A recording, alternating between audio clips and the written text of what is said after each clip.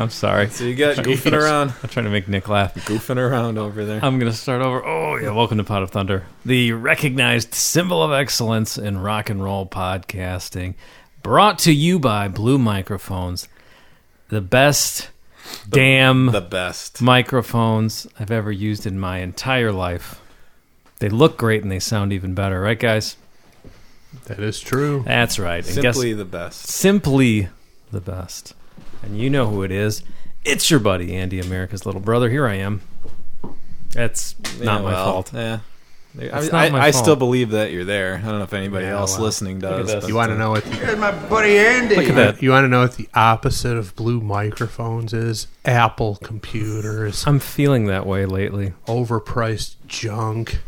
You know, a cult of Disney proportions. People worship these products. They don't work right. They're rushed to market before all the bugs are dialed out, and people line up to buy this shit. Yeah, that still appalls me every single time there's something where they have a guy with one of those headset microphones on a stage talking about it. And then, however many weeks after that, you've got the people lined up, and of course the TV, cameras are there to show these people. Who's that guy? That whole thing is appalling. Who's that voice? Oh, you know him. Bam! Bam! It's Gnarly Nick, the Garlic Dragon. I'm full of garlic and vinegar tonight. I smell it. It's bringing the big Nick energy to the room. And you guys know that voice. Of course, it's the man who was once described as... He was a moocher, a card sheik, a country club golf hustler, a scumbag. There he is. Is that a card chic? Card cheat. Card chic. A card chic and a cunty club golf hustler. I mean, hey, maybe De Niro isn't the enunciator we once thought he was. Card chic. Yeah. Hey, I don't know what that could mean. Hustling poker in Dubai, perhaps. Yeah. It's like a 70s game show. Card chics. Yeah, that's true. That'd have been quite novel back then. Yeah. Yeah, during the oil embargo. Would have been good. It would have been. Yeah, I don't think there would have been any racial overtones. No, come on. Of course not. I was thinking It's all about. good fun. It's so funny that you started off with a racial thing. Who? Well, Chris just said something about how there would have been racial overtones. Okay. I was watching a little bit of the Cubs game earlier. Oh, dear. They have an Asian pitcher. I don't know his name. I'm not following. Yu Darvish, perhaps. Okay. Sounds right. And I remember it was like a decade ago. Yes, you know where I'm going. I with know this. exactly. I don't. If you went into the Wrigleyville area where the Cubs played, on the street, very common, and in the stadium, there would be people wearing a parody shirt based on another Asian player when they had Fukadomi. Oh, right, yeah. And it was like the Cubs logo with the bear, but it had slanted eyes, and it had like a karate bandana, and it said "Hoary Cow," and that was everywhere and perfectly acceptable like a decade ago. I have a friend who I would bet still wears his from time to time. Times have changed. Yeah. Have they? I don't know. No, there was an uproar about that back then, even though it was everywhere. It was. I everywhere. remember that. I feel like that wouldn't happen now. Yeah, I remember after a certain period of time, there was some sort of backlash. Yeah, and I'm not making a statement on how it should happen now. That's not what I'm saying. I'm just saying. But nothing's changed. Is it a surprise that was a big seller amongst that fan base? No. I don't think so. Probably not. Amongst any sports fan base, there's no low that you can't. Nothing is too low. Well, there might be backlash on social media, but the fans will go for it. You're giving me ideas for side money here. I'm just saying. Exactly. Think everybody listening right now. Think of the last sporting event you went to. Not like I was gonna say not your kid's little league game, but maybe your kid's little league game. I know the last sporting event Nick went to, so this is fresh in his mind. and it was a new low, a couple of new lows. Yeah, it was a great time, but Andy and I saw something. It was a piece of attire that this guy went to the absolute finish line with this idea. Would you say? I would say. Okay. Yeah, Chris, you saw it. Do you not remember? When was this? Saturday night. I sent you a picture of it. Oh, I don't remember. It was a guy with we'll refresh your we'll memory. refresh your memory. Now, have you ever played softball, adult, like co-ed softball? Either of you guys? Yeah. I went to Way a bunch back of when. our brother Jay's games, and I played like 2 or 3 times. Almost every team, you've got the guy who gets what number for his jersey? Oh, I see it. Okay. There it is. And 69 is always there's always somebody. Yep. And it'll have something, allegedly humorous on the back, like Jack Hammer or something like that. you Okay. know? Some sort of entendre. Feet on floor. Yeah, but there are some people out there. Last name standing. Yeah. Number 69. There are some people who have no time or patience for entendre. Yeah. And Andy and I saw such a. Now, Such a fellow. where was this? What event was this? I got the picture. It was a White Sox game. Oh, okay. Yeah. Yeah. You go ahead. So anyway, we see this guy. Nick's like, oh, there's the 69 guy. Like he pointed, and then Nick started laughing uproariously once he read the name on the back. Instead of it saying like Moose or whatever, Or Love Machine. something stupid, it just said porno across the back. So Yeah, like Nick said, the master of subtlety. What a fucking... Just a clod that guy is. And You guys deserve way better than this jerk-off did tonight. I'm sorry. and Andy goes. Exactly. So we. Put a little imagination. Can you imagine when he went and had that made at the sports store? You Yeah. know? Okay, sir, what do you want in the back? Porno 69. Okay, it'll be ready in 3 days. You guys heard it all in there. We have to charge you extra for that one. Yeah, and Andy's quote that I recall was, first we saw the guy from a slight distance, and then as we were walking, him and his buddies got right in front of us, and he's standing right in front of us, and Andy goes, oh, this is a gift right here.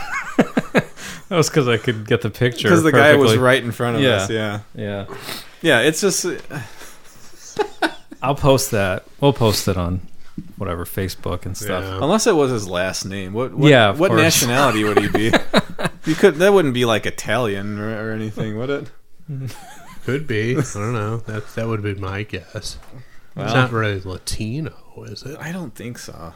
No. Eastern Bloc somewhere? I Could don't be. know. Hungarian, maybe? I have no idea. Yeah. Could be. Either way, that guy, he was. Total waste of skin and life. He's probably listening right now. Yeah. He's probably great to hang out with. Let's be honest. He was having more fun than anyone there. Yeah, people with no shame or any personal standards. It's almost enviable. It is. They don't give a shit about anything and just seem to be having an enjoyable time with life. And there's something enviable about that. Yep. So, another thing I'd like to pivot to. Last week we played 2 weeks ago. it was We missed right. We didn't last have week. last week, did we? Well, we did not. we had a good run there for a while. So We might have broke a year Yeah. without a week off. I think so. So, there's that. Get off our backs. So 2 weeks ago we played something. How did we even introduce this? I mentioned that I heard it in Five Guys. Okay. The George Harrison song, and then I realized that he, like Gene Simmons, swaps out or interchanges certain words with dick, There you go. and so we illustrated that. We have another example. Well, let's this. refresh with 2 weeks ago. Sure, Let's why do the George Harrison first. I'd like to go back even farther if we Okay, can. sure. A couple years ago. Oh my God. I don't even remember this There's one Andy, if you go and hopefully it's still in your sound clips. It starts with I think it's spelled out the word 2 as in the number 2. Mm-hmm. See if I know what you're see if that I'd like to go back a couple years. Another one that I don't even remember. another this. one that Chris noticed. I mean, I'll was, remember it when meant I hear something it, else. Mm-hmm. Give me a minute here. I know what you're saying. Yeah, It's this gonna take just me a the whole second. segment 2 weeks ago made me think of this one, which we hadn't heard in quite a while. Newer listeners might not be familiar. Are you ready for this one? Yeah. All right. Oh. To become one. I need some Yeah. never needed before. To you, baby. I had a little. Now I'm back for more. To you, baby. Set your spirit free. There you have it. They could have also extended that to spirit, set your dick free. That could have been every other word in that pretty song. much. That's what they're saying in that It pretty song. much is. Absolutely. I like that she said, "Make dick to you, baby." Yeah, let's make dick. Well, that's why they were a global phenomenon for a few years. You know, that's what Porno 69's pickup line is.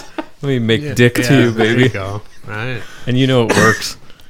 You know that I don't know how familiar you are with that song. It's a very sexy song, okay? Mm-hmm. That was the Spice Girls. Target audience, like 12-year-old girls. Yeah. A little extreme. And there's a line and I'm in not there. a prude. People know this. There's a line in there where basically they're talking about putting on some sort of contraceptive balloon on your There on, is, on yourself. Yeah, that's what I'm going to call it. Yeah. Well. So yeah, Wow, I didn't realize that. I never heard that song outside of that parody. Yeah, I mean, I like that song. Actually. Yeah, I'll it's admit a sexy it. Yeah. song. If you want to make dick with somebody, put that one on. It'll happen. But again, think back to the target audience of the Spice Girls. Mm-hmm. You really want your preteen daughter listening to that? I wouldn't. Yeah, it's kind of weird. Well, back to George Harrison. Let's hear this now, one. this is Another British treasure. Yeah, and this is George Harrison. He was in the goddamn Beatles, for Christ's sake. Mm-hmm. So here we go. This time I know it's real. The feeling that I feel. I know if I put my mind to it, I know that I really can do it. I got my set on you. I got my set on you. I got my set on you. Got my set on you. But it's gonna take money. All right. Like where on her shoulder? Well, what are we talking about? I was just here? about to say that at some point when you become intimate with a woman, you're going to have your dick set on her to isn't some capacity. Isn't that like setting your phaser to something like a Star Trek thing? See, Like I'm gonna set my dick to you. to you. Yeah. Yeah, or that, or just like if you roll over, you're spooning, your dick is going to flop over on your ass, upper thigh. It's set on her. Oh, okay. You're saying physically set. Of course. See, I took it the other way. Like I'm determined. All great art is open to multiple Yeah. interpretations. People have been debating this for 30 years. Yeah. See, No, I took it like they should have been if they haven't. Yeah, I took it as if it was to say I'm determined to bed you. How's that? I wonder if I've got my dick set on you, and I'm not going to take no for an answer. Yeah. I'm going to do what it takes. You know, See, I remember that video being the on. perfectly viable interpretation. This video was on all the time. I remember for a period. I had no And idea I was- that George Harrison was in the Beatles. I had no by the idea way. at that point either. I was too young to really. No, Really? no Yeah. clue. No, I did not know that. I'm like, what is Like, it? oh, he was in You're the just like like, who Steve. is Who's this Steve guy? Winwood? Who's Yeah. Peter Gabriel? Were they in other Yeah, stuff? that's I true. guess because all these guys had their solo pop Yeah. stuff in the '80s. It's just on VH1. And There's I- no context of what it is. I wonder now if while the video was playing, was Downtown Julie Brown talking about what this song might mean? Was she trying to figure out which? She knew. Yeah, I think so. Deep down, she knew. She knew. She found out. Yeah. George Harrison Another had British his dick set treasure. on her. Yeah, you're not wrong. Well, this week, Okay, yes. And I believe this is another British treasure. My so goodness. this seems to be a British thing. The prog rock legends, Yes. Okay. Now, this particular song we were discussing before we started rolling, originally kind of like you didn't know that George Harrison was in the Beatles, which cracks me up. yeah. You didn't realize this song was by Yes. No, not. I'd heard it, never really paid attention to it. And I'll admit it. Yeah, and so this is their big comeback single, I believe in 1983, 1984 maybe.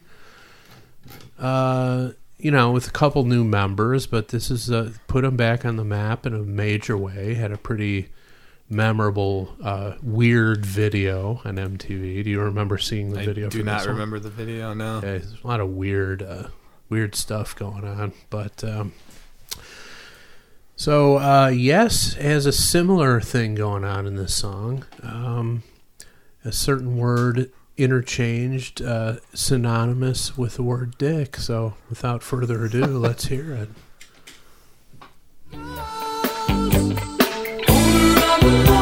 Dick. Dick. Dick.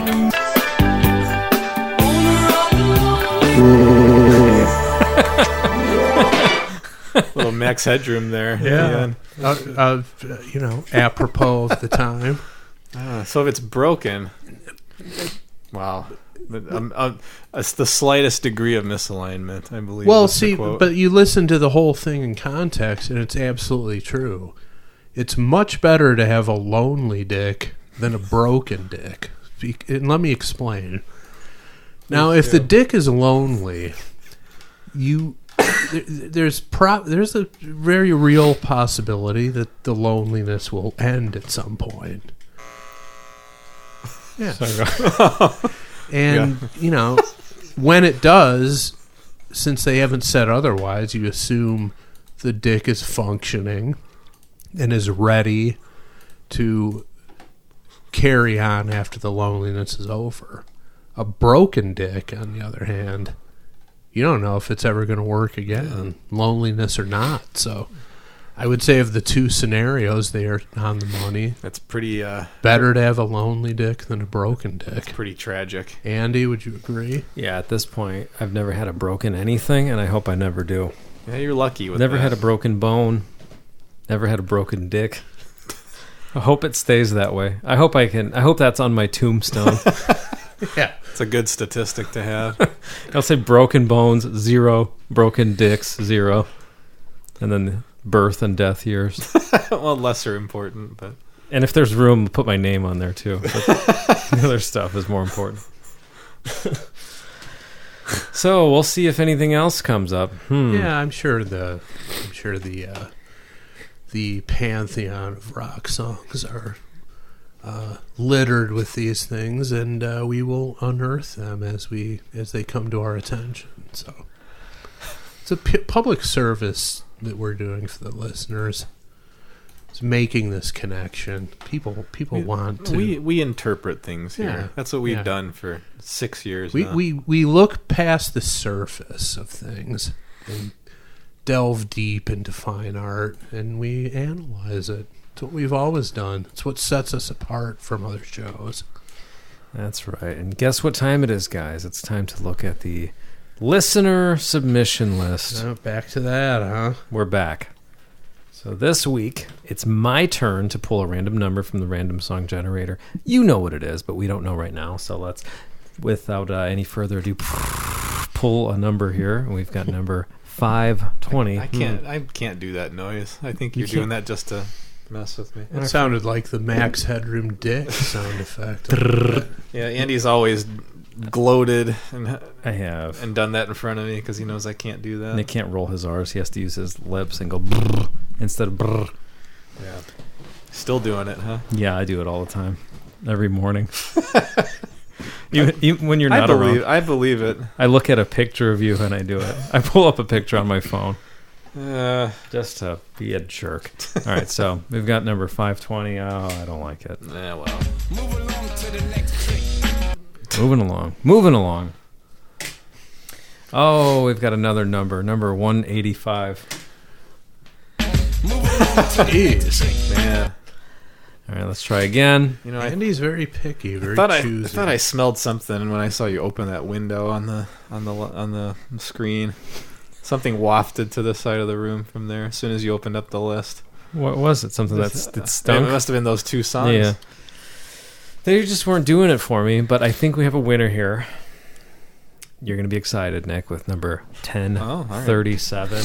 I'm going to be excited. I can barely make it out from here. I can't read it, but I can based on the configuration of words, I think I know what it is. I can't see anything. So. You got it, Chris. All right, let's turn the microphone over to Chris Jericho, probably AEW World Champion. We don't know. Ooh. That happened yesterday. So, congratulations, or we're sorry. Or yeah, condolences. Condolences. All right, Hamon. This one's called Trippin' on a Hole in a Paper Heart. Well, Off of Tiny Music. by the band Stone Temple Pilots. songs from the Vatican gift shop. I didn't know if I'd have time to read the whole thing, would've and I been- would have, but Okay. so there it is. I am That's excited. what I thought it was, just by the blurry sequence of words from this side of the room. Yep. And we may not need the lyrics up for this one. I'm pretty sure I remember all of them. Oh, It's pretty wordy, but I'm pretty sure I remember it all. So this one comes to us from Mark Perillo. Thank you, Mark. No Thank you, comments, but comes to us No from comment Mark. needed. No comment needed. Yeah. See, now he should shorten his last name to Porn. He's got most of the right letters. Why not? Perillo 69 just doesn't have the same ring to it. No, it doesn't. Another public service. Porno 69. So you guys are at a Sox game. Yeah. Again, going back to the Spice Girls thing. There's probably families there with kids. How many kids do you think ask their parents, what does that mean on that guy's jersey? Probably a lot. Many. That conversation being forced by this guy. Probably. Oh, that's, I mean, my personal experiences. You can't take your kids anywhere without having to explain something that some fool just said or did. In front The of them. actions of an idiot. I mean, Target or anywhere. There's, yeah. Do you have an example? Or no? Just Just the way they people don't in act general. like they've ever been anywhere. That's all I'll say. Okay. Fine. Is there anything you'd like to say about this song before we dive in, Nick? I would like to say that I remember first time I heard it was on the radio, Chicago radio. I don't remember if it was Q101. It may have been, and it was part of a album preview. They played more than half of the songs, I believe, and I thought I still had it on cassette. I recorded it, Ooh. and it was a Matt Pinfield kind of narrated interview with Stone Temple Pilots. This So it is was 1996. So yes, 1996. So my best guess is that it was something recorded and sent to radio stations around the country as Probably. a promotional Yeah, thing. If yeah. Matt Pinfield was the guy, Yeah. Much Do like the Kiss solo albums thing. That, yeah, If exactly. you haven't heard it, listen to the recreation on. It's fantastic on the podcast from a couple years ago. So yeah, similar kind of thing where it's them. You know, he's interviewing the band, they're talking about it, and he's introducing the songs. And I heard this song, and immediately it's super catchy. So immediately I was like, big fan of it. And this, I guess I'll tip my hand a little bit. This is probably my favorite rock album of all time. This is Of the all time. Tiny Music, I'm gonna say, is probably my favorite. Of all time. Yeah, I'm gonna go ahead and say that in the hard rock genre. And you've said that STP is your favorite band of all time, haven't you? yeah. Yeah, I find that interesting. Yeah, and this Now, I have no issue with it. In fact, I applaud the choice. this album is just every moment of it is absolutely spectacular. Now, this in is my their opinion. third album? Yeah. Okay. All right. So it was Plush? No, No. it was Core, Core, Purple. and then this. Yeah. Okay. I mean, we'll get into it more, I'm sure, during the song, but the evolution just between those few years. I was going to say, I mean, I have a rather cursory knowledge of STP in terms of, I never really owned any of their studio albums, kind of like Pantera. I just had their greatest hits album and whatever you would hear on the radio. This was on the radio a lot. Yeah. But yeah, the difference in sound and production from Core to this is pretty drastic. Yeah. When was Core? 93 or 92?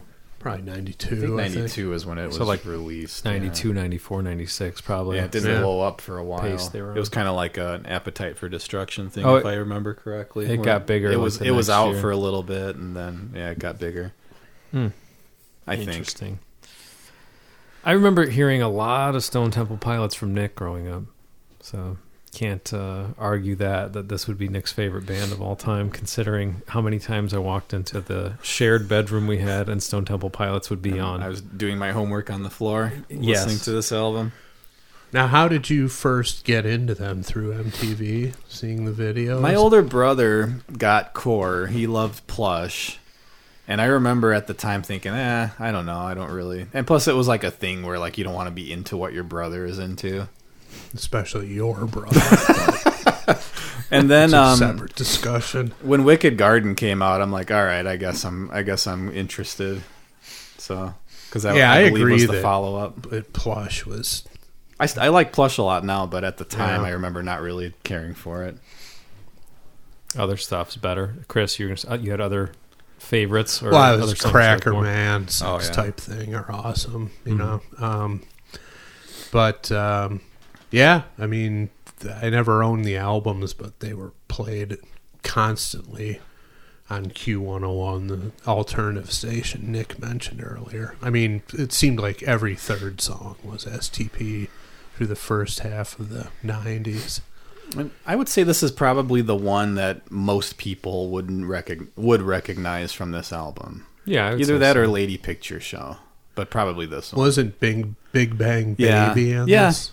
And That was the first single. I thought that was cool. Yeah, when that video came out, I was like, "Holy cow!" Yeah, I mean, that was a major indication that they were taking some chances and going in a new direction, and it was pretty cool. So, All right, you guys ready to dive in? I am. All right. Let's do it.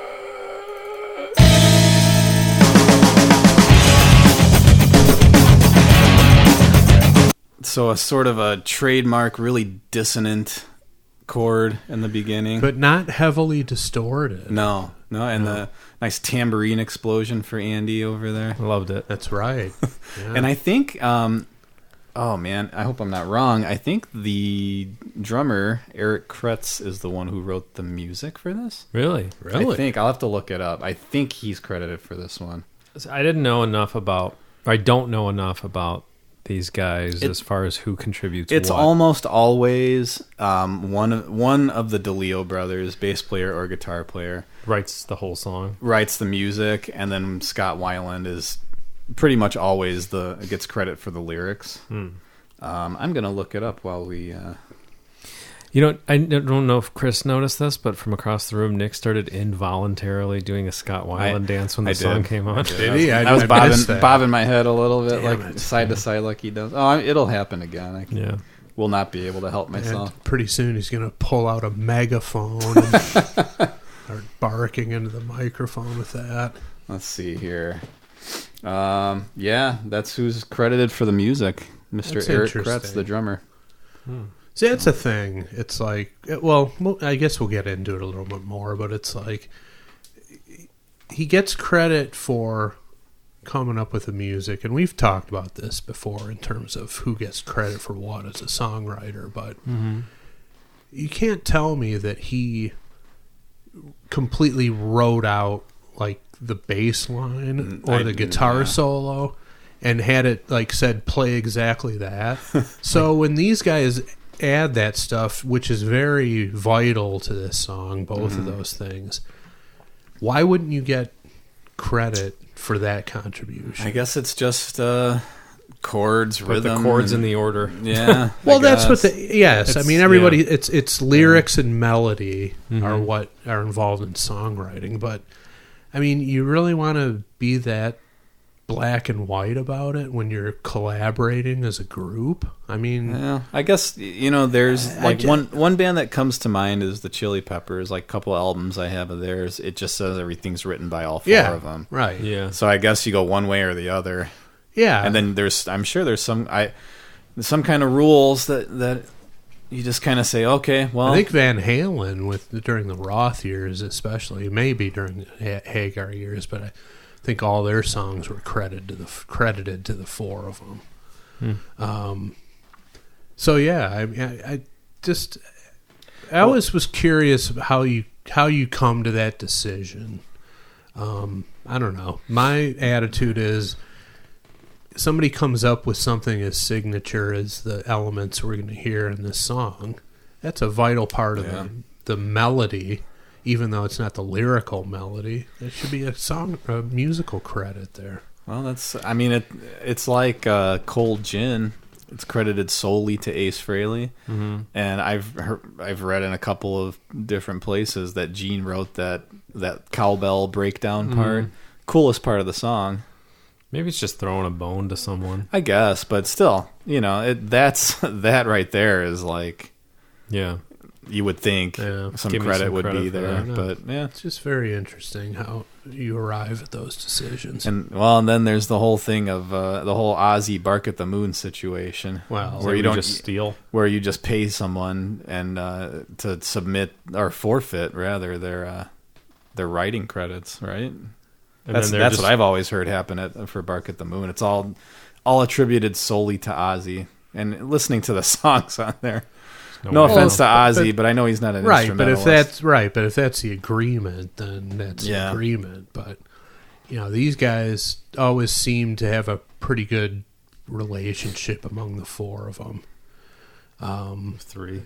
Well, even when Weiland was alive, I meant when he was like alive. It was the three. Yeah, I felt like, from what I understood, it was hit or miss whether he was like the source of headaches for them, and then the other guys were like the collaborative buddies or whatever. Yeah. Well, it was at least the last album that they did with them in 2009, I think it was. I remember reading that it was the three of them in one studio, then they would mail it to him in another one. That's the worst. Just how, and I mean, there's some good stuff on that album, but it's not, everybody is not really putting all of themselves into it like you get the feel on these earlier albums. You hear that a lot more now, I guess. That people do their own parts on their own, but it just seems like if you're a real band and you're trying to come up with something together, you should. And because a lot comes, I don't know, from my very limited experience, a lot of creative things happen in a group instead of just individual. Yeah, agreed. And I think a lot of the bands that do it though have probably been around for a while. Like I think I remember reading that Def Leppard on their latest album a few years ago that they were doing that. Like one guy's in Ireland, one guy's in LA, and they're just doing it and sending it to each other. But a band like that's been together that long, I guess they kind of know their parameters, and maybe that's. I guess. Maybe they kind of feel like comfortable doing that. And also regular schlubs like us will never be able to comprehend the egos and the interpersonal dynamic of a band on this level, or Def Leppard's level, or any band that we discuss on this show. I mean, it's like next level stuff and they operate differently, obviously. Totally, because the only thought in my head is if you're getting paid to do it, you should all be there. Because I'm thinking it's a time thing, and they've got nothing but time. Well, and it's not a time nobody thing. tells them what to do after That's a while. the thing, yeah. I mean, it's an ego thing. Yeah, I think it was during the recording of, I don't remember. I think it was the last one they did with Weiland, or it might have been number 4, but there's like a cooking show that they were featured in, where they're at like this absolutely like picturesque, beautiful mountaintop kind of tropical, with cliffs and the ocean and all that, and just some guy making anything they wanted every single night while they gathered around the table. And so it's like, seeing that, I'm like, I can't identify with this whatsoever. No, it's not. It's not what what they were originated as. Or any band originates like that. Yeah, but I'm sure you talk yourself into it. As far as it being cool to be doing this. Mm-hmm. Like, you know what? We got a lot of money riding on this. We got to be in our best shape. Mm-hmm. We have this cook here to give us anything. I got we my want. friend. You guys know the chef. Oh, Yeah. God, not the chef. No, Nick's more accustomed to getting carry-out tacos and watching women punch each other in parking lots. And the stuff I record reflects that Yeah, sort exactly. of. Yeah. All right. I believe that was the impetus for everyone's outside smoking. Yeah. So, Yeah. There you go. Yeah, someone got smoked. That's for yeah, sure. that's right.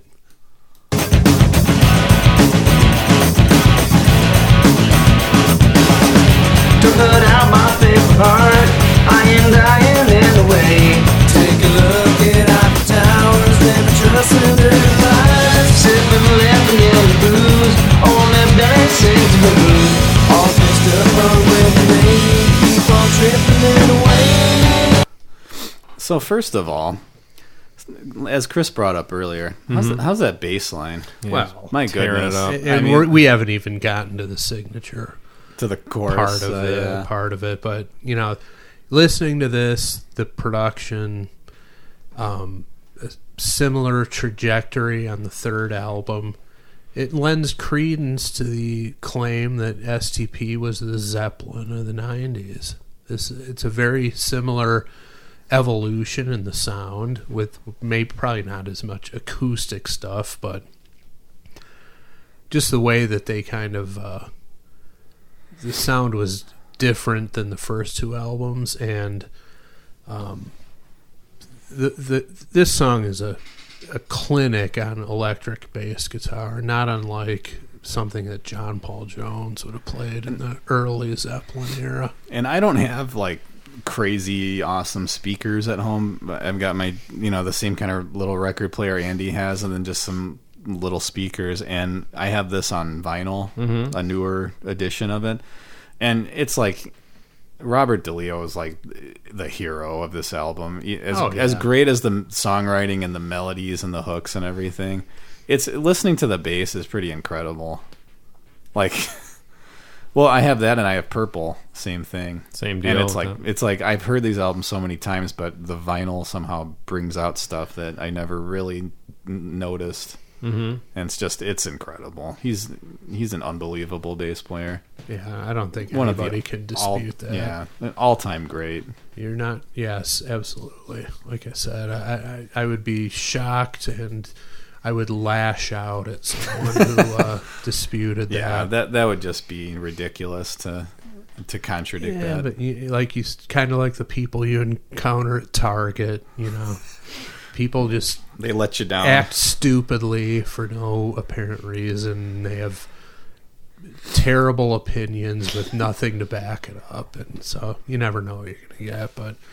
And like I said, we haven't even gotten to the real crux of this bass work in this song. It's coming up here, though.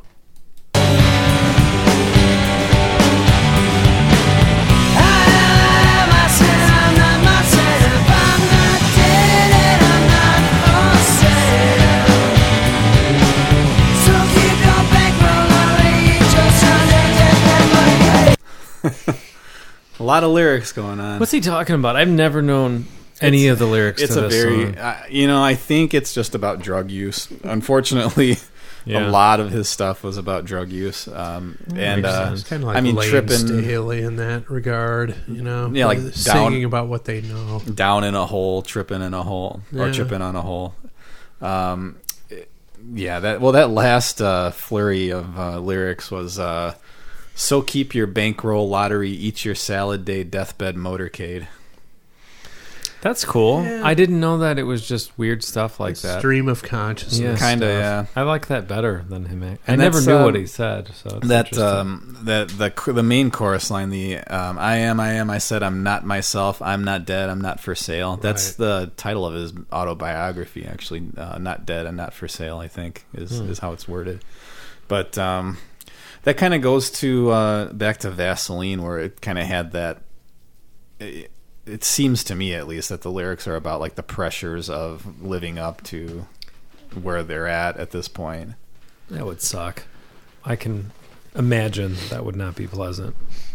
No, I think once it becomes big business, right, and then you've got to do it again, or you've got to try to be better than And you if were you're before. struggling to be better, Yeah. that's got to be a bad feeling. These are things that schlubs like us will never be able to comprehend. But you know, you got a record label pressuring you to come out with more radio hits and stuff, and you know, your ego's getting up there, so you're clashing with that, and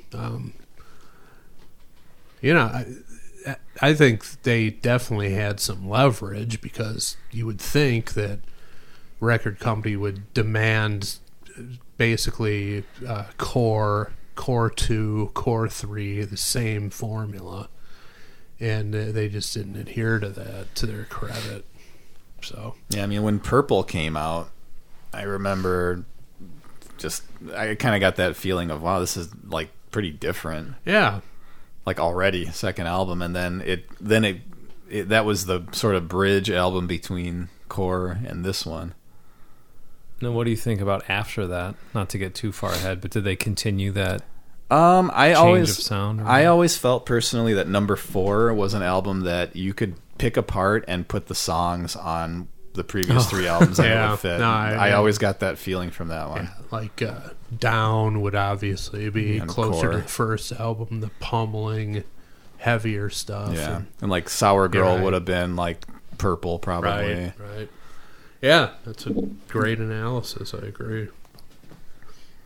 Fake the heat and scratchy edge, skinned up knees and soft lips. I'll breathe the life, fix paper life, and when you end up with the light, let go, it's hard holding on.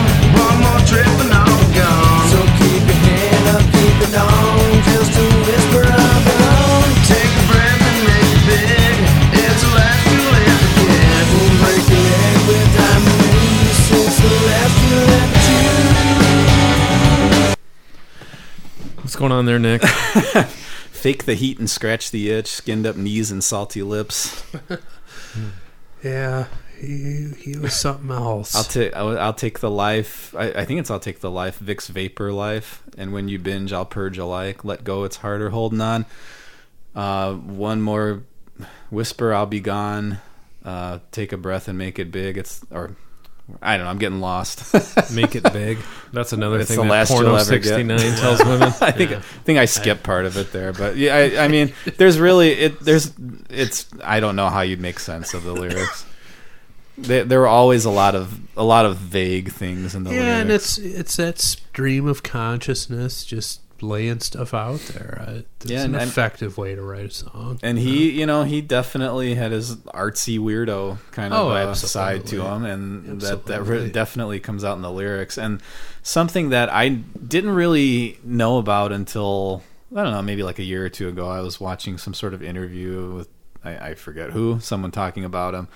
They were saying how Weiland was really, really into like country music, like 70s, like he must have grown up, liking it. And I never really noticed it, but like, yeah, a lot of the singing could be, it's just on this different kind of music, but a lot of like the melodies and the way he would sing things could work for like, yeah, like a older country genre.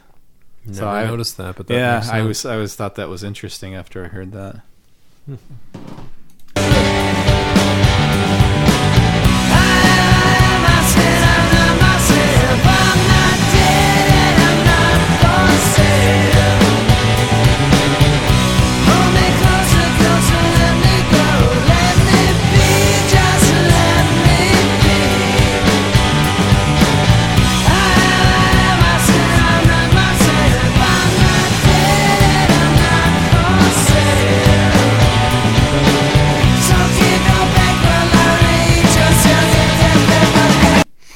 All right, we'll cut it before the guitar solo, but on the guitar's tip, I mean, just great tone to that rhythm guitar, and then that sort of tremoloed little melody line there, just brilliant. That's perfect. Pretty much every song they've got so many different layers of guitar. Yeah, and the first album, just I can't even put my finger on it or like even understand completely what he's playing, but like in several songs it's got that drony, chimey kind of element going on. It's like, what's he even doing there? Like I mean, it sounds great, but I'm just like, I can't even wrap my mind on how he pulled that off. Like Sex Type Thing. It's a pretty simple riff, but it's got that sort of higher register, droney kind of a thing going on. So this is along those lines, but it's a little. The production's definitely stripped down, and it's not as, pound you over the head. Brute force. It's got a lot more nuance to it, but just perfectly executed. I mean, these guys took a lot of shit for their alleged, Pearl Jam ripoff, which was total horseshit. Don't get me started on that. If I got you started on it, I'd get myself started on it. That's lazy rock criticism. So off base, it's not even funny. Yeah. And everybody latched onto that. It's just total horseshit. In my opinion, Weiland as a songwriter and as a rock star surpassed Eddie Vedder early on and outdistanced him by a great deal over the course of their careers. So if he was trying to imitate him at the outset, he left him in his dust very quickly, and that's my opinion.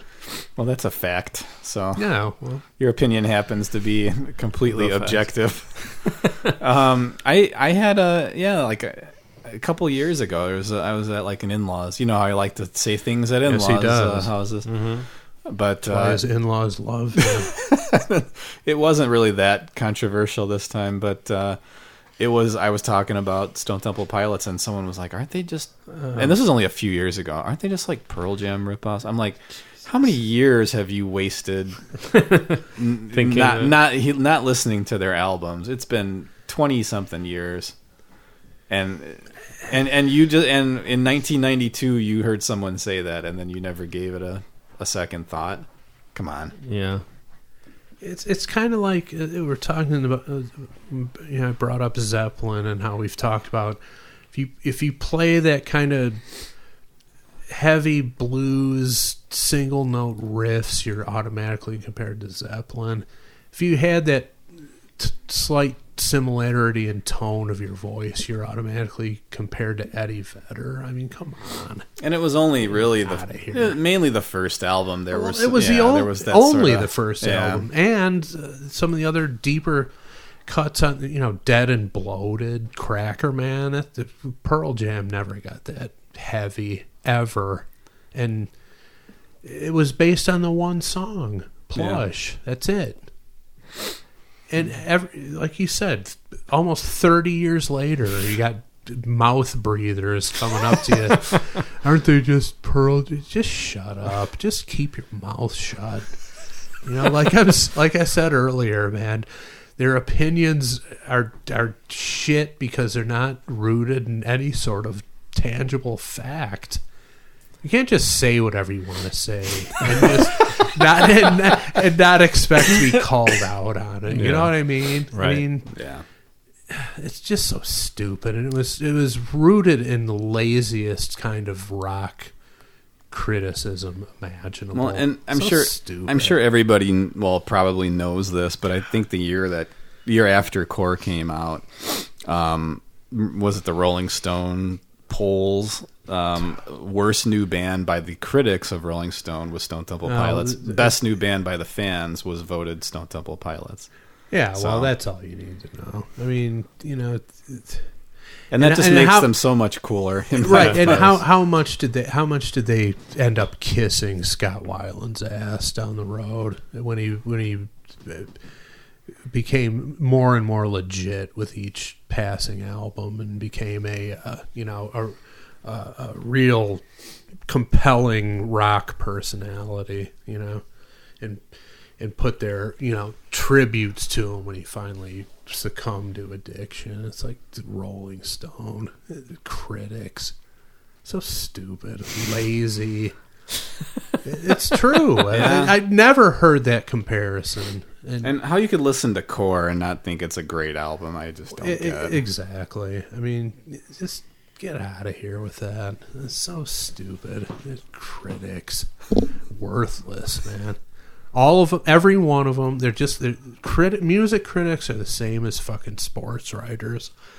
Every goddamn one of them would have given their left nut and or ovary, depending on their gender, to be in the position of the people that they're reporting on and covering. Mm-hmm. And because they're not, they're fucking resentful and they take it out on these people. They go at these athletes. And there's really no reason you would do that either of those jobs if that wasn't if you had how no felt. interest in it, you know. Yeah. Oh, I was into pottery as a kid, but then I became a baseball writer. I mean, that just doesn't happen, you know. Yeah, right. It's like you wanted to be a baseball player, but you lacked the work ethic, the talent, and probably the luck. Same with music. Yeah. And so you get into the criticism or the reporting element of it, and you just take pot shots at people for the sake of doing it. It's so fucking lame. Yeah. Not good. Well, no bueno. You know what is bueno? This guitar solo. You guys ready? I am.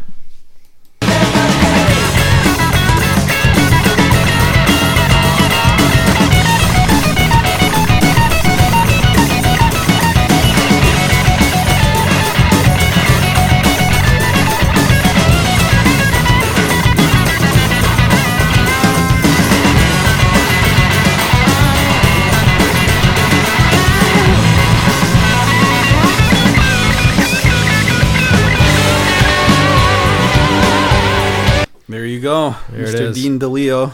Yeah, and you know, first of all, you can tell he was wearing the influence of Ricardo Honez on his sleeve in that solo.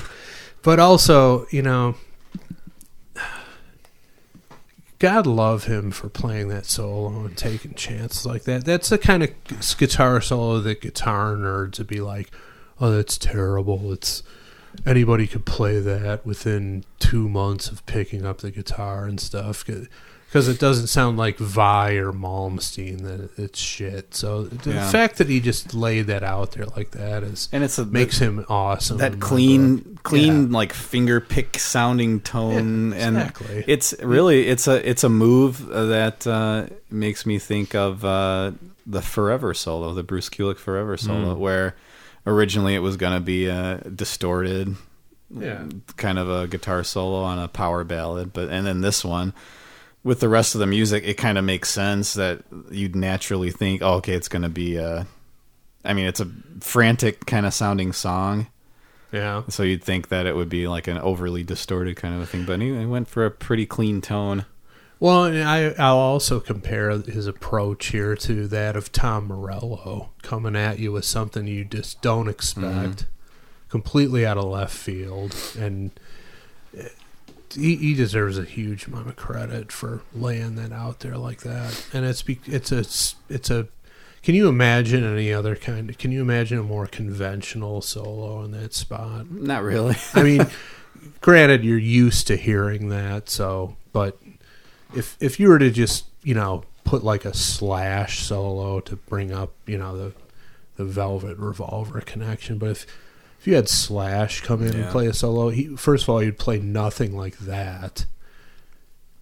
And it would not have the same effect. It would not blend in with the rest of the song like that. I think it's great. And something that I just read, I was talking to Andy about this a couple days ago.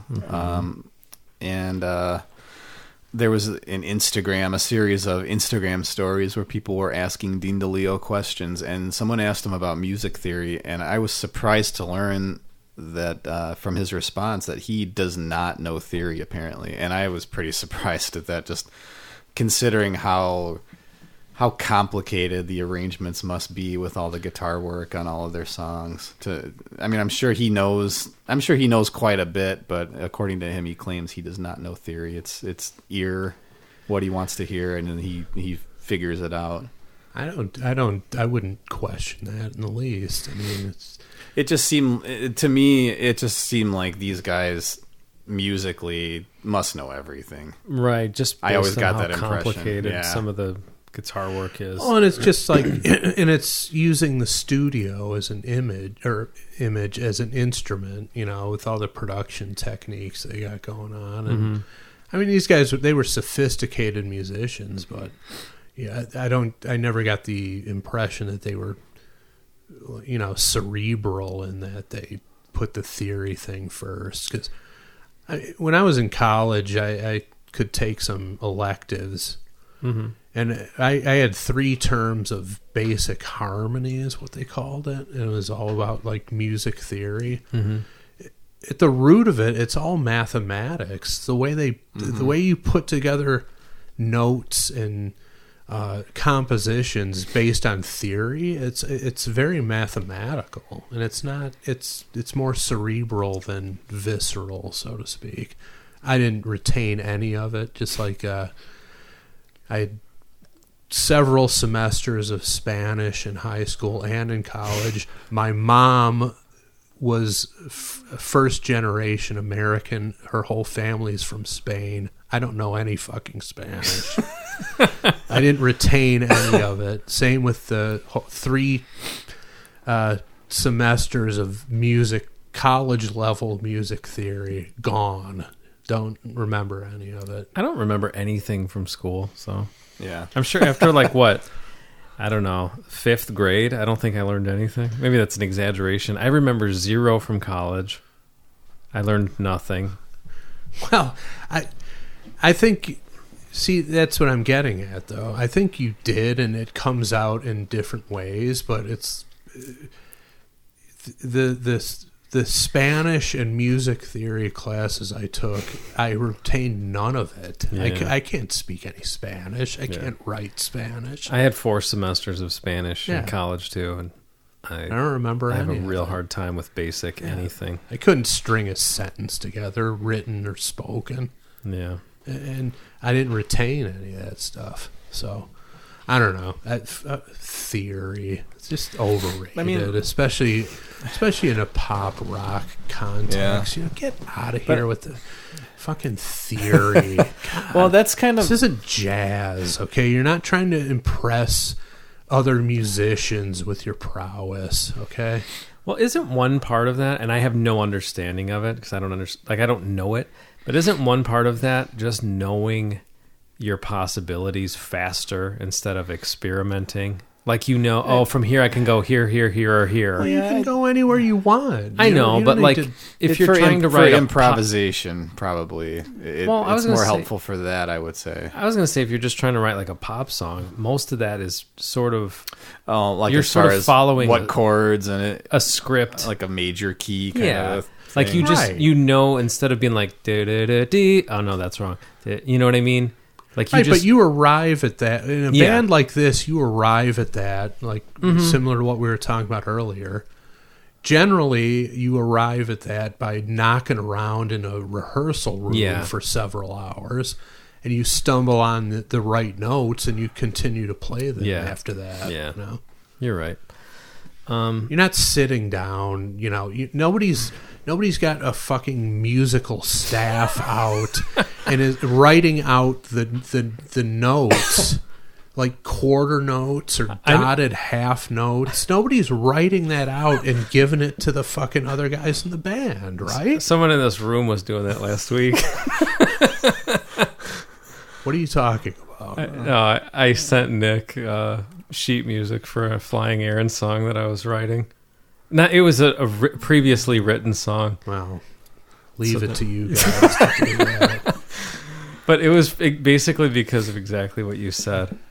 It was just trying to learn it because I never retained any of that stuff. So I was taking a song I already knew and trying to write it out as sheet music, and then you could press play on this program and it plays it back if you're, and you could hear if Yeah. it's wrong or whatever. But yeah, as far as actually writing, like from creation, I would have Yeah, like, no hey idea. guys, I've got a song I'm bringing to the table. Here's the sheet music Right. for I it. It didn't- just yeah. doesn't happen. No demo or anything, just Going back to what we said before, Eric Kretz wasn't coming in to the sessions, the pre-production sessions for this album and handing the guitar solo noted out to DeLeo and saying, "Here, read that and play it." That's you know? more of a Frank Zappa move, I believe. Well, and to another extent, I think other guys who are known for doing that are Lars and James and Metallica, pretty much telling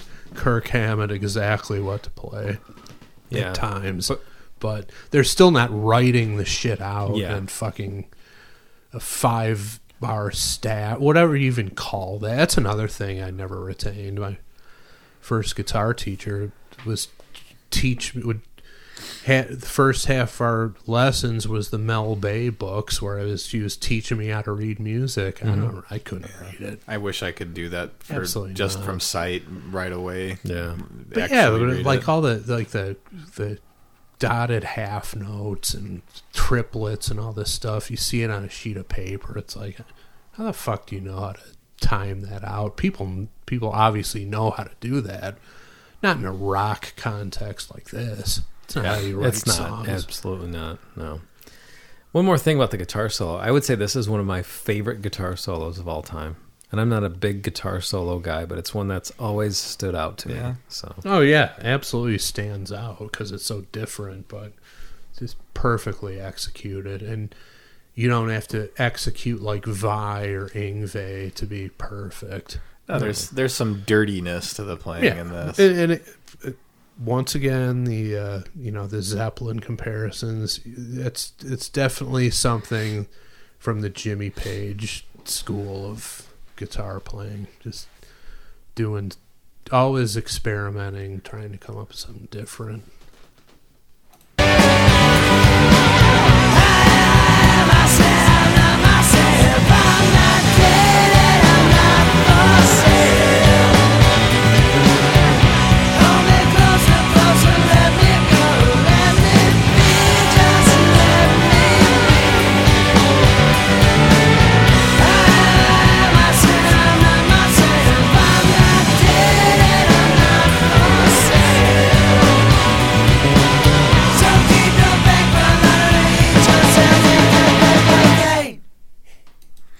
And also, Scott Weiland, one of the most effective, I guess say like a shredded vocal cord sort of a vocalist when he gets into that kind of a voice. Yeah. Yeah, one of the most effective. And he's got a combination of that, and this is an unusual combination. You either get one or the other, but he actually pulls off both. Is he has that quality, yet it's also kind of nasally, especially like this. And you wonder if that wasn't a conscious way to distance himself from that bullshit criticism we were talking about before, to sort of, sing in a higher register, not necessarily in an octave, but just like less richness to the voice and a little more. Yeah, because top end aggression. It did happen over a few albums. Yeah, his voice got a little bit. I don't know. What would you say? Like, I don't. What he said. Like on Core, it's it's a big, powerful voice pretty much the whole time. Yeah, for most of it, and then after a while, it got a little bit more. It's like I'm not a singer, but from a physical standpoint, it's like Core coming from down here, and then it gradually came from high, closer to his head, for lack of a better way of describing it. But just again, the evolution of these guys just is, you got to be impressed with it. Then again, you play the same formula album after album, you get ripped on for that. You mix things up, you take chances. Everybody's like, "Oh, I wish this sounded like Core." It's like you can't win with some people, but you can. You win with the right people. It's just that. Well, you win by being successful. And the bedroom dickheads of the world have got nothing. Yeah, and all they can do is lob these insults from mom's basement and think that they're actually making an impact when they're not. They're just worthless wastes of skin and life. Total dew claws. Fat pigs who should be loo out at the first opportunity. All right, Nick, we know how you feel about this song, so you vote first. Sweet Surrender, or I don't even have to say The it. sweetest of surrenders. It's sweet surrender. Hell yes. Yeah, there's no question from the moment I heard it in '96 on the radio.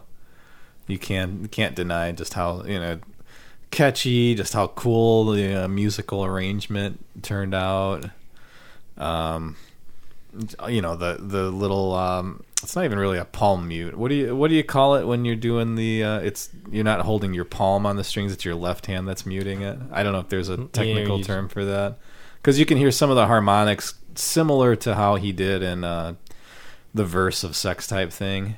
You can hear some of those harmonics of his fingers going down the strings with his left hand as he's kind of strumming along. He's kind of muting it with his left hand, and he's just open strumming with his right. It's a lot of cool little stuff like that. That little part after the solo that I'm guessing is a guitar. It sounded like a keyboard. I'm not sure what that was, but just a cool little addition after the solo. Yeah. Lots of little Christmas thrown all over the place. A standout song on what is probably my favorite rock album ever. So how can I say anything but a Sweet Surrender? Chris? Same for me. Sweet Surrender. It's sweet surrender. Hell yes. Yeah, I'm gonna have to explore more of these guys, because another one of these bands that just gets 100% respect from me. Scott Weiland, yes, he succumbed to all the negatives of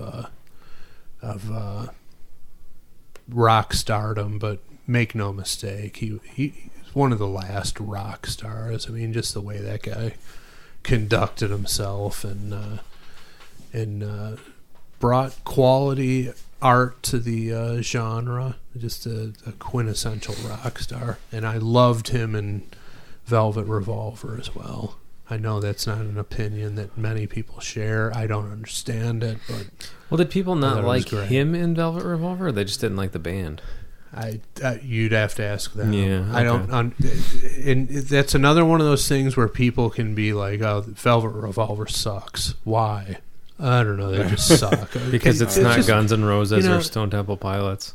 right. It's like, okay, It's one pinpoint of it. the, it's- Don't just say it sucks. It's like when you're at work and somebody's like, "This sucks. Do it over." Well, what don't you like about it? I don't know. It just sucks. Well, how the fuck am I supposed to fix it if you don't get specific here? Mm-hmm. It's like, it's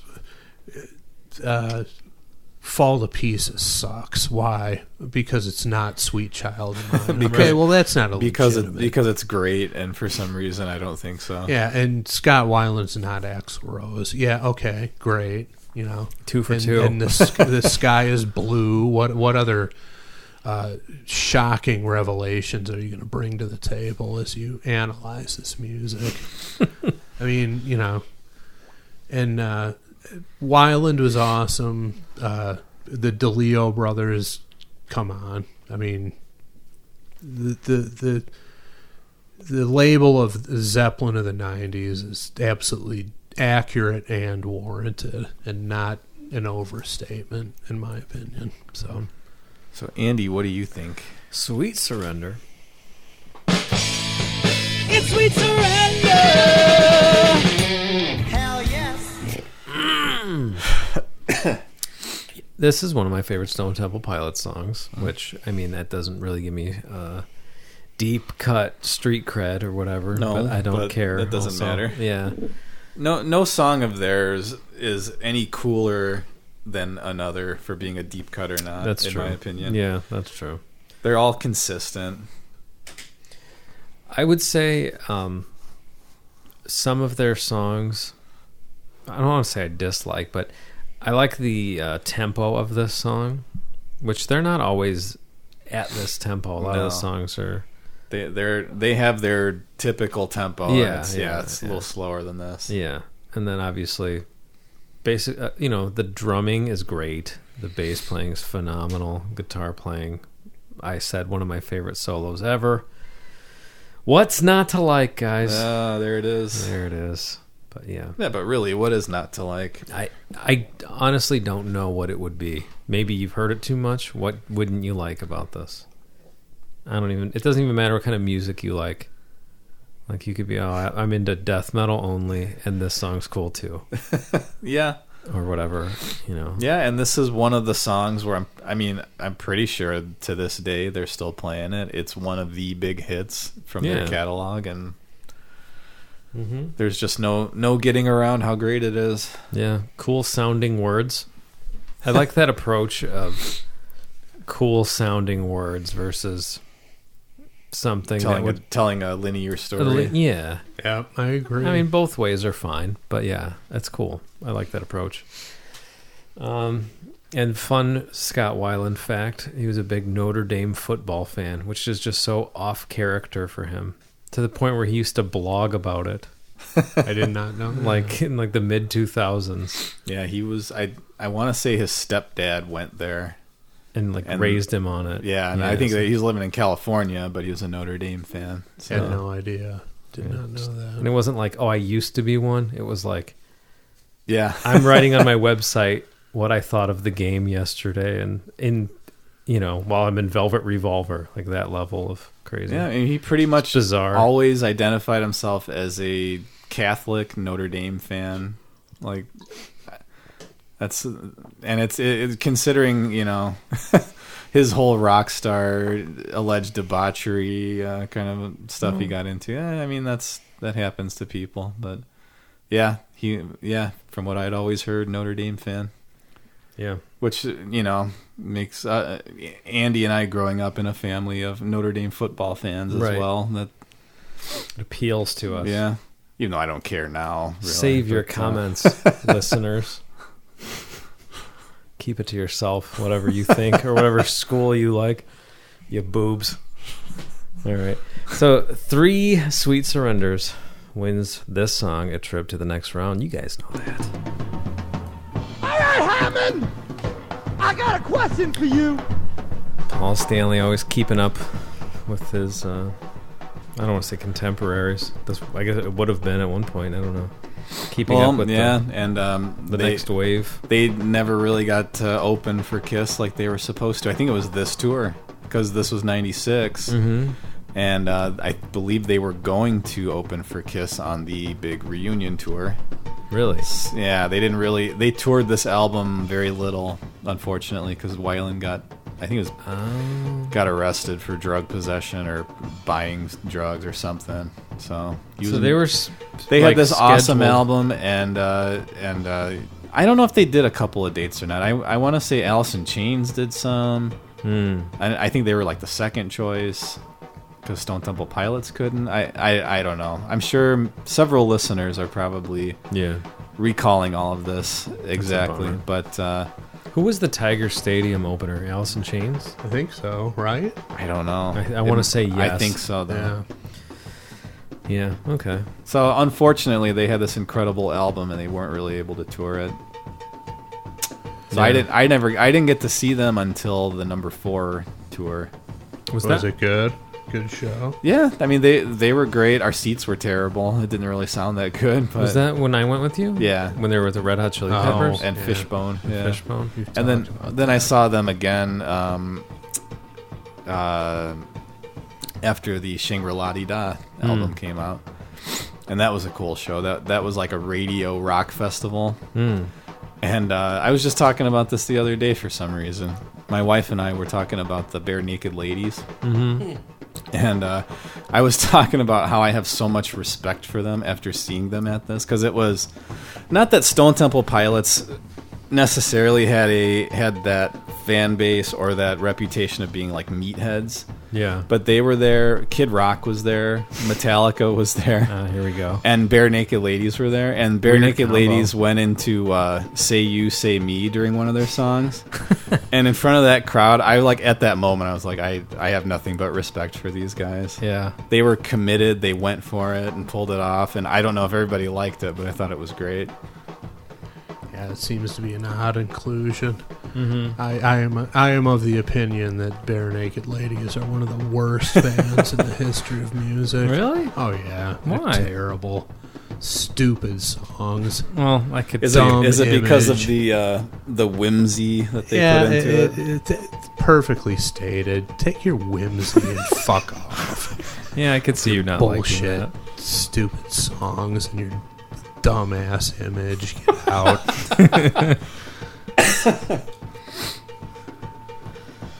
So what does Paul Stanley want to know anyway? What's he bothering us for? He wants to know. Does he have anything else going on? He wants to know if this is a rock and roll boner classic, as voted by the not one, not two, but 3 boners in this room right now. So much boners. So much boners. No Bare Naked Ladies for you, huh? Oh, interesting. Absolutely not. Bare Naked Ladies Christmas album? No, That's a fun one. That's a good one. nothing. It's good. No. Is that It's a good Halloween song Eject too. them outright. What's their Halloween song? I'll send it to you later. Okay. Add it to the. I'm sending Nick Halloween playlists left and I'm right. beefing it up in Yeah. advance. I'll send it to you. I don't know. Is there any of their stuff on the list? If not, listeners. God, I hope not. That's Pepper the list. Greg Troyan. Drop everything. Yeah. Don't see. You might have to edit that part out because he'll fucking do it. He'll fucking do it too. Well, that I God bless him if guarantee he you. does. You know what? Do it because first of all, if it's my pick, I will bushwick it immediately. And second of all, if one of these guys picks it, I will eviscerate that shit Yeah. with impunity. So that sounds like incentive to me. Yeah, everybody. go ahead. Fine. Give it your best. Put the whole Bare Naked Ladies catalog on there like you did with Thin Lizzy. We'll do the Jesus Christ. like this one's called Dreidel, Dreidel, Dreidel. Yep. Stupid. All right, my vote's in. My vote for is in, Nick. Whatever, My yeah. vote's been in for 24 years, 23 It'd be years. great if you threw it out the window. I like it, but not that much. Aired it. Not quite there. Yeah. It's not there for me. Rock. Roll. Boner. There it is, ladies and No doubt gentlemen. about it.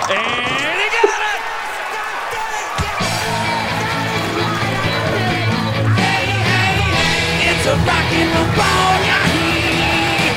Who do you think you are? I am. Get it right. Yeah, get it right if you're not on board with that. Yeah. I could see Pete Weber wearing the stocking. What do you call those that go up to your elbow? The black stockings and the little Rob Halford black leather police hat that Weiland would and wear. barking into a megaphone.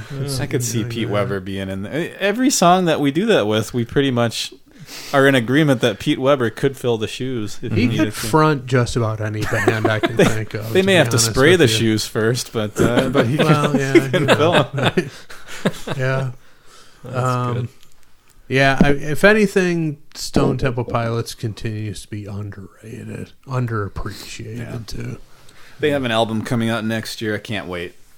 Can't Excited, wait. huh? One of the few bands where as soon as I find out something is coming out, I'm going to get it. I don't even care if I hear anything beforehand. Yeah. So Just buy it. yeah, and super then- excited. So you liked the most recent one they did with the new singer? Yeah. I bought that and just nothing has grabbed me yet from that one. The stuff they did with Chester, that stuff grabbed. Yeah, those were all 5 of those. I think 5 songs were great. Yeah, The new one, I would say I don't know, about 80% of the songs I can listen to pretty much at any time. Some of them I'll pass over, yeah. but there's some great stuff on there. They haven't lost it, so that's And then encouraging. of course, Army of Anyone there's some great Yeah. shit on that album. I never heard the Talk Show album, Talk shows grown on me big time in the last few but years. the Army of Anyone That's with a great- Ray Lazier on drums. There's some incredible shit on and there. with Blue Microphone's own Richard Patrick Yeah, on lead there you go. vocals. How about that? What a connection. Well, hey, I don't think you disagree, but if you do You disagree, don't. Stop it if you do. yeah, we're sorry. That's just the fucking way it is. If I may borrow something that the man on my left has made popular, if you don't like this song, reevaluate. Well, you brought up our friend Troy, and I know he dislikes Velvet Revolver with a passion, which, whatever. How dare him? How dare Pretty him? much. I don't, he's confused by my opinions. Well, the same is true in reverse. So, but I've never gotten his take on STP. I'd be interested to hear what his opinion is, and if it's contrary to ours, he's probably simply doing it to be a shit stirrer. And if you don't have this album, even though you've heard, the hits off of it, at least 3 of them, probably 1 million times, buy the album. It's brilliant. Absolutely Yeah, I don't brilliant. have it actually, so bring it next I time will. so I can rip it. It's bring Purple too. One of the best opening tracks on an album, in my This opinion. one? Yeah, just one of the coolest songs. Pops Love Suicide. Oh, I thought you meant press play. Oh, I'm sorry. I meant, well, that's First cool. ri- That's kind of, that's a cool little gimmicky, not almost a novelty kind of a thing that they do, with the little short instrumental interlude tracks, Yeah, which yeah. they did on the first album and then this one. But I mean, like the actual song, the track 2, when it busts in, it's just one of the coolest opening songs, in my opinion. Cool. All right, well, there you have it, guys. That's it, huh? But no, wait, you know what time it is. Sing away. Yes, Chief. Little mariachi horn going on in the background of that too. I never noticed that. All the great movie scenes have it. You heard that, right? Didn't you hear that? Yeah. I never noticed that. Fantastic. All the classic movie scenes have a mariachi horn in the background. Out of sight. Yeah. Makes everything better. Dorothy getting picked up by the tornado in The Wizard of Oz. I'm sure there's a mariachi band that you could hear in the distance in Kansas. It's everywhere. They got picked up in that tornado, too. Still performing. Oh yeah, it's like the guys on the Titanic That's right. go down with the ship. All right, so this week's Yardo Questions comes to us from David Brown. Hello, David Brown. David Brown. So David Brown says, "Hello, I'm really enjoying the new season. Welcome back, Nick. Thank you. This gives my yard a timestamp. The roller coaster is about to begin." Okay. he says. I like it. I like that he's building his own questions up for us. He is. So question That's some one. showmanship. We don't always get that. That's true. Sometimes we get, what was that guy's name? Lance. Lance. The original Lance. Lance was an Andy Kaufman-esque guy, I'm convinced as Yeah. well.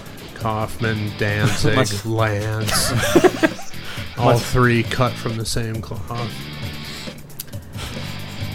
All right, so question one. You have to make a supergroup of musicians, but the catch is that you are in the band. Oh boy. Who do you pick on their respective instruments, yourself included? So start with yourself. Well, I would want to be guitar and vocal, Okay. because that's what I enjoy. Mm-hmm. Well, I enjoy all of it, but I'll go with that. And then, I've used him in similar questions in the past. Robert DeLeo on bass. I've used him also. Stuart Copeland on drums. Ooh. And for another like guitarist, vocalist, it's kind of a Kiss thing where you'd have a couple of different vocalists. I'm gonna go with maybe an oddball pick. I'm gonna go Daniel Johns from Silverchair. Not really. Yeah, You like them that much? the guy, unbelievable singer and pretty good guitar player. So I would have him in my band if if I got to pick. That's another band that evolved from very sort much of a so. Very much so. sort of what you would call it, sort of a trite, almost derivative sound into something very much their own. It's I want to say it was the third or fourth album. The opening track is one of my favorite songs of all time. Jeez. It's What is it? It's called Across the Night. Okay. It's on the Diorama album. So, Wow. and I of course would be the worst guy in the band, That's all right. but it's my band. That's what this question is about. yeah. Chris? All right. Well, just mine would be a trio, and I would be on guitar, no vocals, maybe bark out a backing vocal here and there. Maybe you want me to what?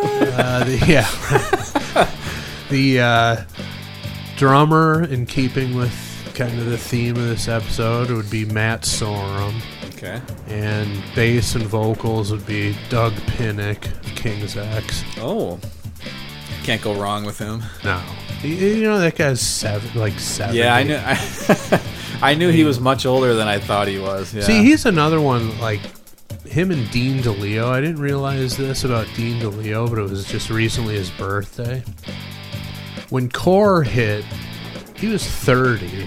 Whoa, 30 years old. Yeah. I quit music at age 30 because I thought I was too old and past the opportunity to make anything of myself in music at that age. Doug Pinnick was another one who was in his early 30s when King's X started to take off. So, two guys who, go contrary to that theory that you can be too old to break into the scene. They both did it. So, All right. Question 2. Whose leather-clad ass do you think is on the back cover of the non-makeup late 80s reissue of Creatures of the Night? I'm gonna have to bring it up. Google Creatures of the Night back cover, and it'll be the second image. I did it. Okay, I'm gonna get my slow phone out here. what was it? The Creatures of the Night back cover, rear cover, if you will.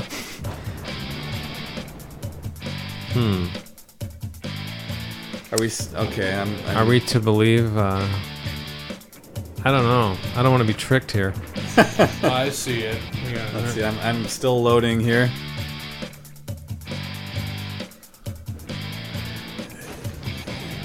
I'm not finding. Almost it looks for like some reason. that woman's ass in the vestibule outside of Cobo Arena after the show that we saw.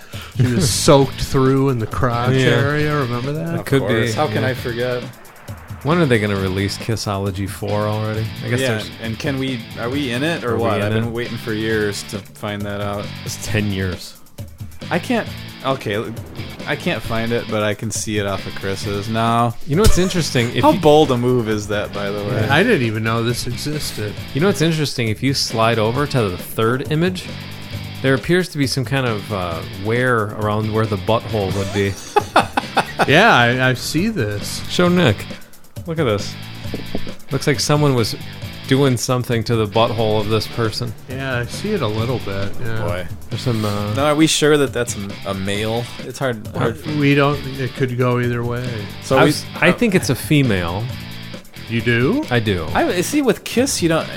You would almost think, okay, it probably is, but See, I think that wear in the butthole you're seeing is probably an imprint of the record album from inside the Oh, I thought it was an imprint of the owner's penis helmet. that's where the hole is. They aligned it perfectly. The hole for the pristine hole between two bowling balls. There you go. You found a way to squeeze that in. Yeah, more ways than one. So you think it's a female? There's I not a don't lot know. of shape to this. I'm not. ass. Yeah, it's like, No, and I know. can't. And I could be I wrong. mean, it's kind of narrow. Yeah. On the side. It doesn't have the womanly hips. So you think That's it's- why I'm. Here's my guess. Can I give it or? Give it. Oh yeah. I'm going to say it's Bill Coin. Okay. Photographed sometimes in the 70s, and that was like a tribute to him. Bill Coin's leather-clad ass. That's a good band name. Probably is. I mean, we could be wrong, but if you look like between the legs, where the thighs meet the buttocks, Yeah. and in between, it almost has that lady shape. All right. It could be a dude. I don't know. I guess it depends on the cut of the pants. But it looks like there's nothing there. Like there's a thigh gap. No. I don't know. So basically, if it's a woman, we don't know. If it's a man, it's Bill Coin. That's what we got for you, David. Yeah, I guess that's. Yeah, I mean, it's hard to tell. I'm gonna just go ahead and say it's probably Paul. Maybe it's Vinny.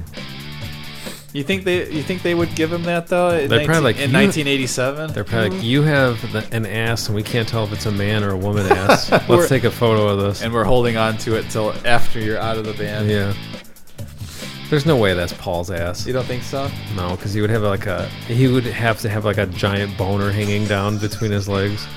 Maybe he's got it like pointing upward in the leather. Well, then he pants would for have the it picture. hanging over. You'd see a shadow somewhere. He would have to. Yeah. Yeah. I don't Yeah. know. This person has no scrotum. Okay, well, so it's a soprano. You know that. I don't know. All right. I didn't even know that existed. Why did they? Where did that? That was I don't know, 87 reissue that came out or what? Yeah, late 80s reissue with a non-makeup cover. Why would they do that? That should be the That's back weird. cover to Too Fast for Love, actually. The ass. It's actually almost a dead ringer for the front cover of Bitchin' by the Donnas.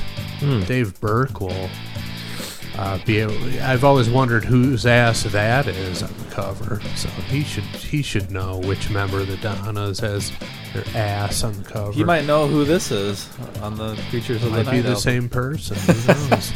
I wonder if the Bitchin' cover was inspired by this. That It's would like be my the question. it's like the Wilhelm scream of backside photos. They just keep reusing it. Why do a new one when you've got this one? When someone nailed it years ago. Yeah. All right, question. This So microphone. Bill Coin was the correct Yeah. answer. Okay. All right, question 3. What is your favorite guitar solo of all time? Interesting that we talked about that a little bit. Mine would have to be either Jake E. Lee's Ass Kicker in Bark at the Moon Okay. or Gary Moore's solo in Run for Cover. Glad the show is still going on. I discovered you guys after the Jericho podcast with you on it, and I've finally made it through all of your episodes. My goodness. Thank you so much, David. And I'm enjoying the questions as well. You're a good guy, David. Favorite guitar solo of all time? Well, I mean, it's gonna be Randy Rhoads for me. I'm just trying to, in my head, figure out which one. I know a lot of people point to Crazy Train or one of the Mr. Crowley live. For our friend Chris Jericho, I almost want to say No Bone Movies, but I'm not going to.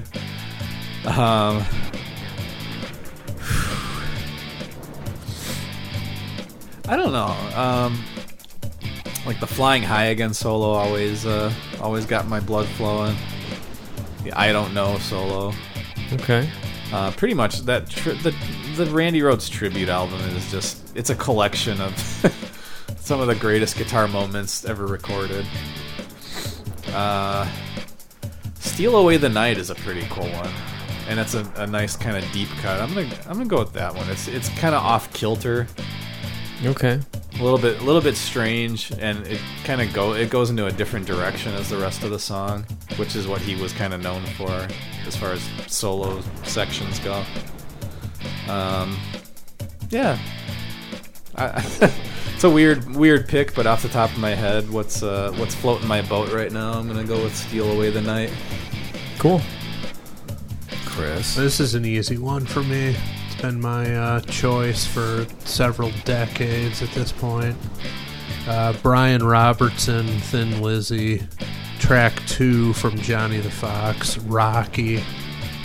Hands down my favorite solo of all time. Good call on the Gary Moore one, though. That's Run for Cover was a album I listened to a lot in college. Lots of good stuff on there. But Robbo on Rocky, number 1 by a wide margin for me. It's perfect. Has everything. And another one that just popped in my head that is an honorable mention at the very least is it's one that's hailed by the guitar nerds, I'm sure, but I'll go with it anyway. I'm going to go with Uli John Roth on the Sails of Charon. Oh, that opening? Yeah. Or whatever. It's unbelievable stuff. Gonna get that one on the list. Yeah. So, yeah, if that's not on the list, what's wrong with what's you going people? on here? One of the coolest songs. All right. Well, thank you to David Brown. And if you want to submit your yard of questions, go to potofthunder.com and make it happen, would ya? There's so much stuff on there. What else is on there, Nick? Give it to him. What are you talking about? Exactly. We've got it all on Pot of Thunder. What else is there? Oh, you could submit a song to the list, what we were just talking about. So do that on potofthunder.com. Get over there. Make it happen. Right? Yeah, if you don't like the songs we're doing, then put some songs on that list that you want to hear. You get that Bare Naked Ladies discography up on Wikipedia. There should be a way and to just... you get to it. Yeah. There should be some kind of automated way to get the whole discography in there. Next... In 1 week, we might be doing 1 week by the Bare Naked Ladies. You never know. Get to it. That's a low point in music. When they come out with that Chinese chicken horse shit, I mean I'm sorry. You should be eradicated for doing that. That's one of the absolute worst moments in music history of any genre when they come with that. Absolute garbage. So stupid. Or maybe lame. we'll get an Everclear song next week. Ooh. Oh. Yeah, you're really trotting out all the... Maybe all the the boys crap. are back in town by Everclear. That'd be good. What a travesty. It's not a good cover? No. No? Well, we'll find out next week. Next week is scheduled to be my choice, so any of those will be Bushwick to me. If you guys want to select that shit, be my guest. I will not be selecting. I don't think I could select an Everclear song. Andy, on the other hand, there's one that I would pick if it came up. I know exactly which one. Absolutely, in a heartbeat. One of Andy's theme songs for life, basically. Yeah.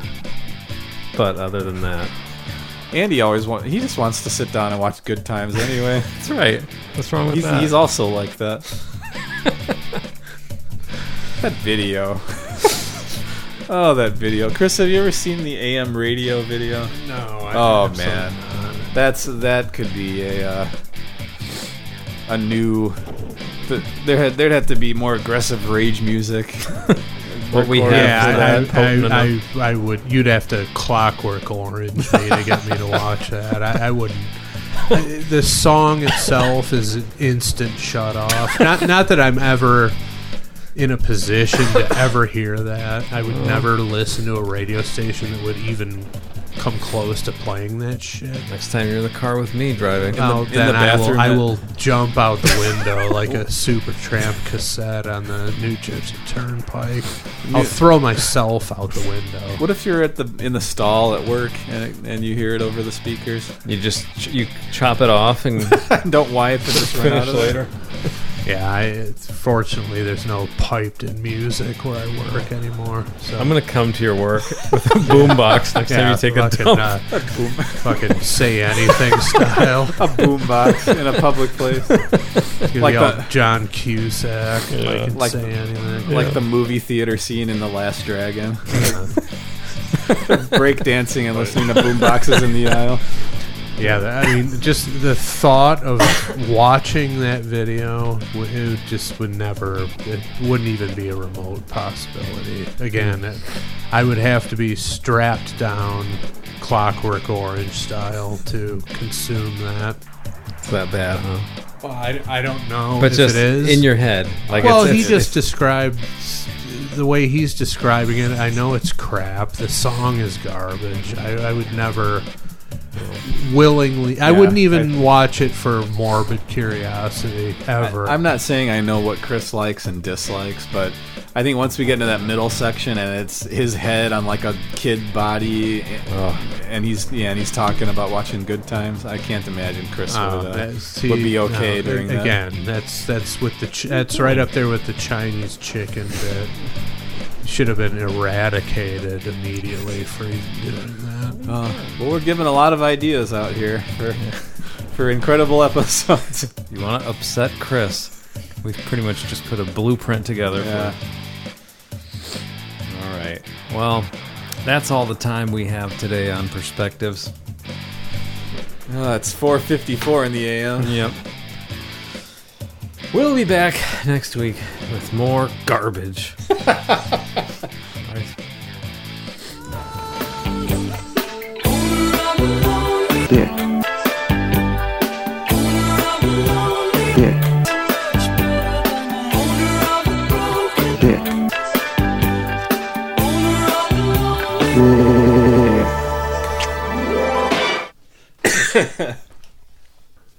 He was amused for the whole episode.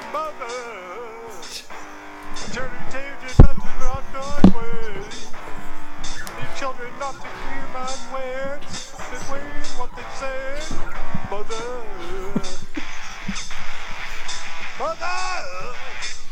tell your children now, day to night. Can you help me now? Oh, mother. Gotta take it in the house tonight. God, yeah, you love God on the world. Oh, mother! Oh, no! Tell me, baby. Everything on here now, baby. And tell you what I'm dying. But I'm not.